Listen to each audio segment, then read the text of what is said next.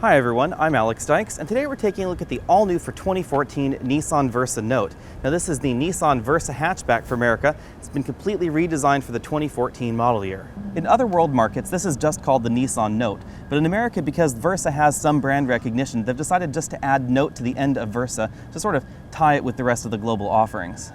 Nissan tells us that the sedan and the hatchback sales are neck and neck, so this is a very important vehicle for Nissan to get right. So they've done a complete refresh of the exterior, so they didn't just graft a hatchback onto that existing Versa sedan. So we get an all-new grille up front with a larger, wider horizontal arrangement in these bars. We get unique headlamps, we get a unique hood, unique front bumper, etc.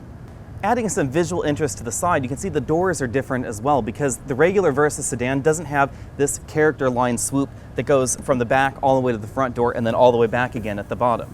Nissan is known for making things that are both very traditional and very reserved, like the Nissan Versa sedan, and then things that are just a little bit funky, like the Juke. This is kind of a combination of those two. We have this interesting hourglass sort of profile going on here with the hatchback and the rear glass, and then we have tail lamps that are molded after those Juke tail lamps with this sort of three-pointed affair going on.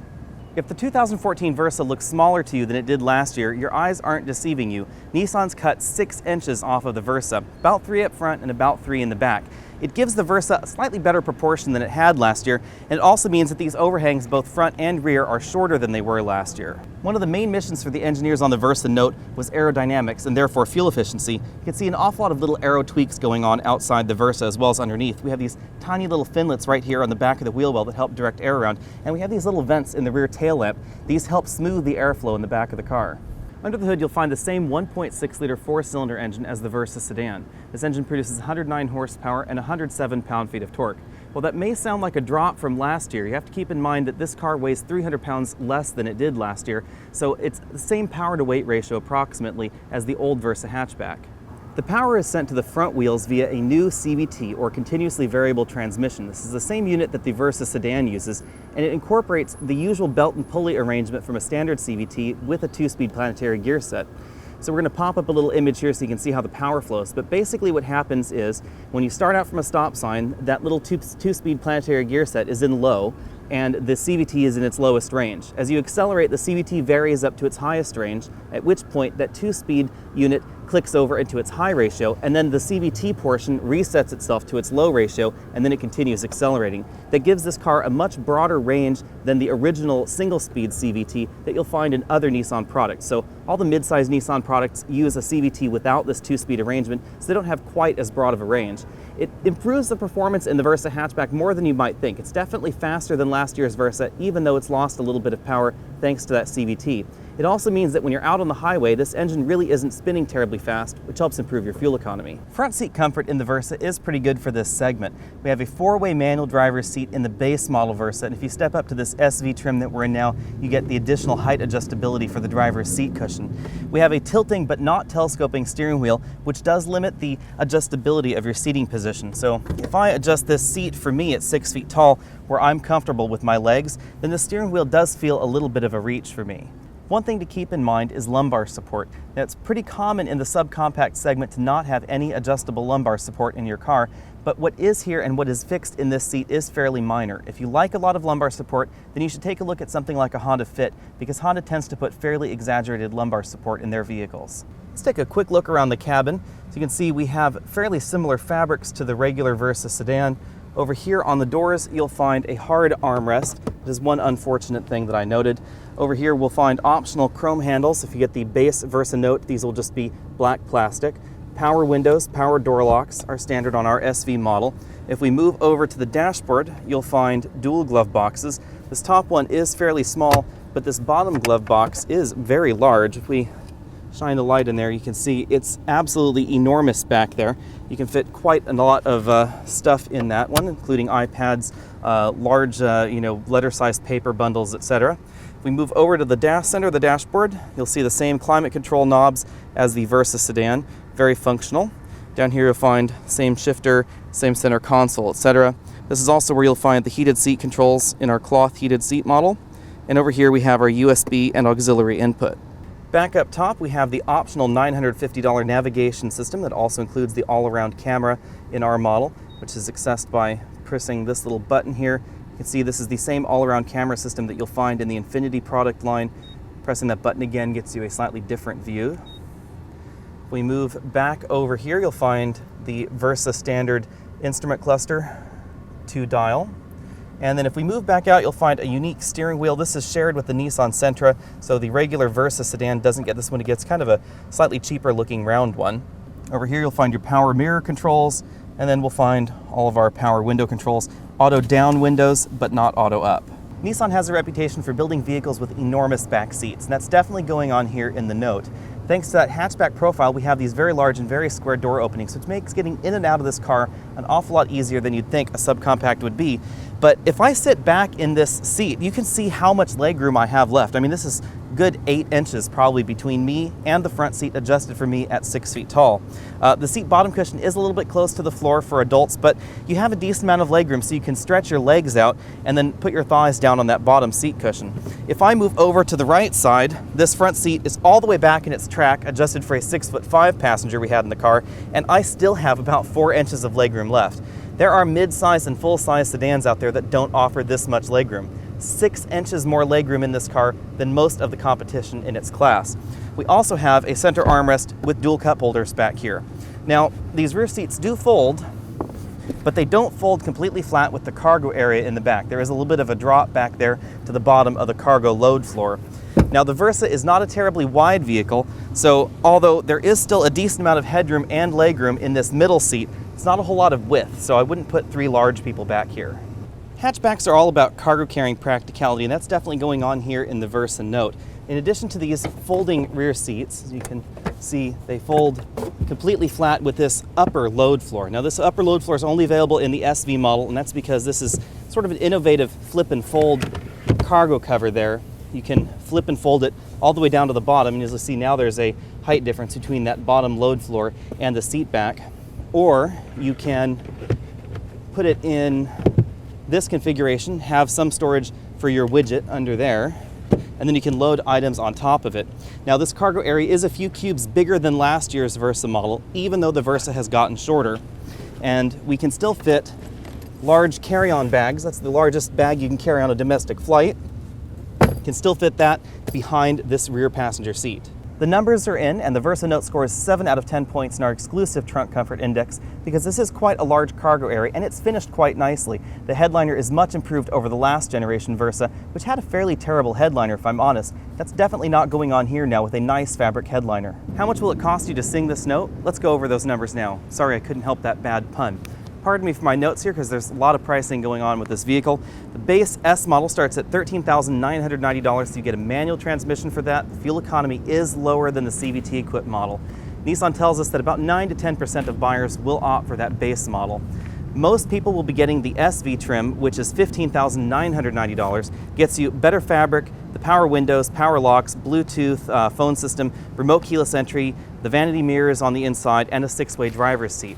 Now, you can top it all the way up with the navigation and a lot of those other options, and things still won't reach $19,000. In fact, the top line trim is $18,490. So that is a decent amount cheaper than the top line trim of the Fiesta or the Honda Fit or a number of its other competitors. And the Versa has always been in that really bargain basement price category.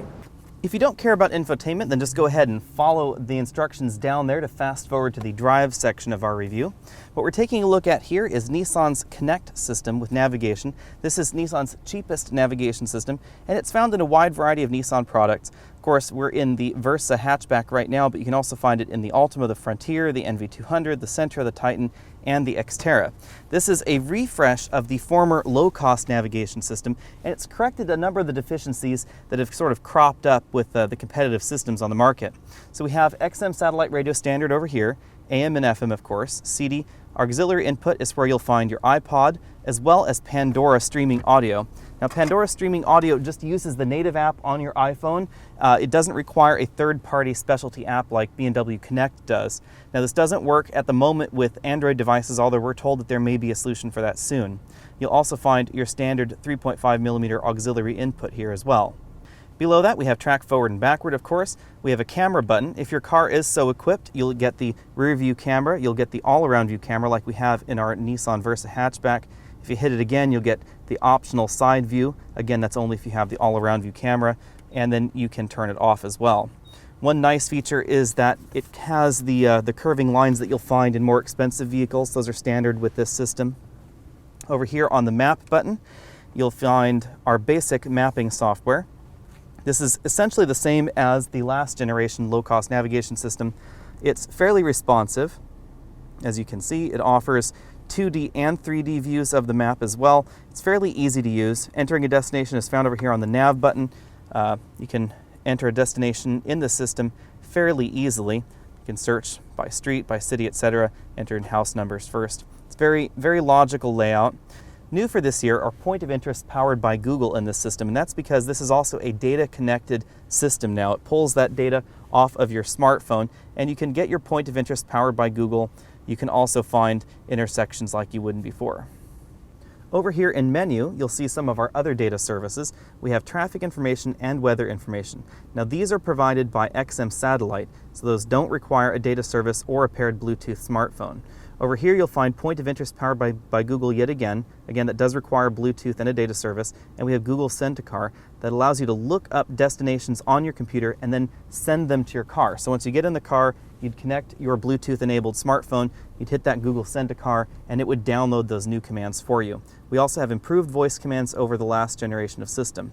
Over here on the phone button, you'll find a typical phone interface with the phone book, call lists, redial button, and the system now supports text messaging assistant, which will read and allow you to reply to certain text messages through the system, but it's not supported by the current iPhone. So there are a few things that will work with the iPhone only, and a few things that will only work with Android devices on this system.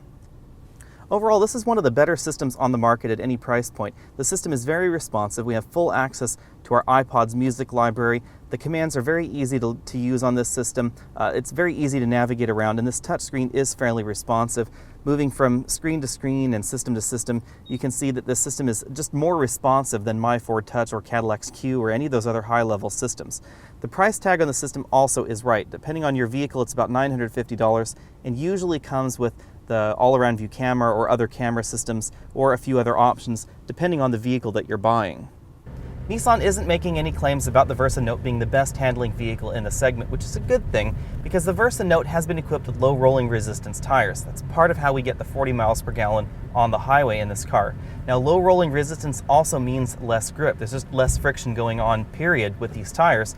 Now, modern low rolling resistance compounds have gotten a lot better, so if you're familiar with the original generation Prius, it was really not very grippy at all. It's not exactly happening here in the Versa. However, its competition with regular tires does handle better. So the Ford Fiesta is a better handling vehicle out on the road. It's also a little bit more accurate. This Versa Note has electric power steering, which does mean that the steering wheel is pretty numb. It's fairly accurate, but pretty numb as well. Where the Versa Note really shines is in the ride, because we have a long wheelbase in this car. If you take a look at the exterior profile, it's obvious that the Versa Note has a really long wheelbase. It's the different distance between the front wheels and the back wheels. That really helps out the ride as well as the rear seat legroom. This car has more rear seat legroom than many mid-size sedans. It's all thanks to that wheelbase. Now, out on the road, it makes a big difference because the car can soak up bumps. It doesn't tend to ride as harshly or as roughly as something like a Fiat 500 or anything that has a fairly short wheelbase. None of the Versas are going to win any stoplight races. We clocked 11.5 seconds 0 to 60 the last time we had a Versa sedan. We haven't had a chance to 0 to 60 test this car. You'll have to check back when we get our full weekly review on one, but we don't expect it to be terribly different because the hatchback is only 50 pounds heavier than that Versa sedan. It's an important number to keep in mind because most hatchbacks weigh a few hundred pounds more than their sedan counterparts because there's a lot of weight going on in the hatch, as well as the additional reinforcing structure of the vehicle needed to help keep it rigid when you have that enormous hole in the back. So it really speaks to Nissan's dedication to reducing weight, and reducing weight improves every aspect of vehicle performance, from 0 to 60 time to fuel economy to handling, etc. If you're checking out other reviews of the Nissan Versa Note, I can already tell you two things that I think some people are going to complain about, and this is based on past experience with the current generation Nissan Versa sedan. First thing I think they're going to complain about are dashboard interior plastics. Yes, these plastics are hard, they are a little bit cheap looking and a little bit cheap feeling. However, this car is the cheapest vehicle in its class. It's under $14,000 starting price, so I'm really not sure what kind of plastics these people are expecting for $14,000. That's not necessarily defending Nissan, that's just reality. I mean, you want nice plastics, you need to pay for them, so you shouldn't be surprised when your $14,000 subcompact has nastier plastics than a $30,000 or $40,000 BMW. That's just the way that it is. The second thing I think people are going to complain about is the CVT, because that's just something that auto journalists love to complain about. They really love to complain about CVTs, but I think that they're a great solution to a few problems that most subcompacts have. And those problems are fuel economy, because CVTs get excellent fuel economy, especially in the city. It's really where this Nissan Versa Note shines. The next one is performance. Really helps 0 to 60 time because you can keep this engine in its optimum power band at all times. And the third thing is mountain climbing. That's something that the Nissan Versa Note as well as the Nissan Versa do very well.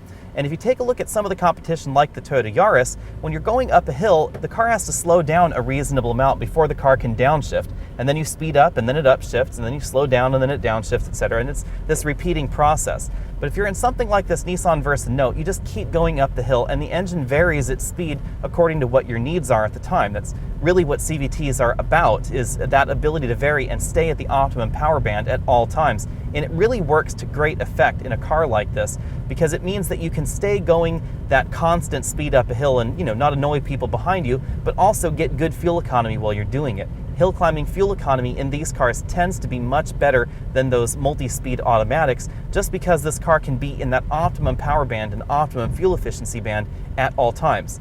Yes, the engine is going to drone a little bit when you floor it. So if you floor the car, the engine is going to go all the way up to about 5,000 or 6,000 RPM and it's just going to hang out there until your acceleration is done. Again, that's just what CVTs are about.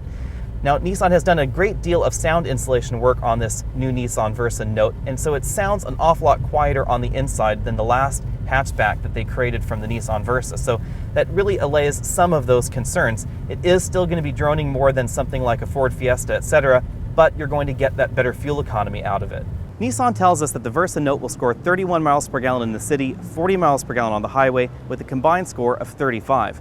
Now that combined score is very important because that's what most people will be getting in their compact hatch. That makes the Versa a very compelling entry in this segment. Definitely better combined fuel economy than anything from Ford or Honda or Toyota at the moment. It's a very compelling hatchback all the way around. We have a decent amount of feature content. It's incredibly cheap, which I really like. That really speaks to me. And it's something that I would buy myself. I don't say that about very many vehicles. You can check out all of our other videos if you don't believe me.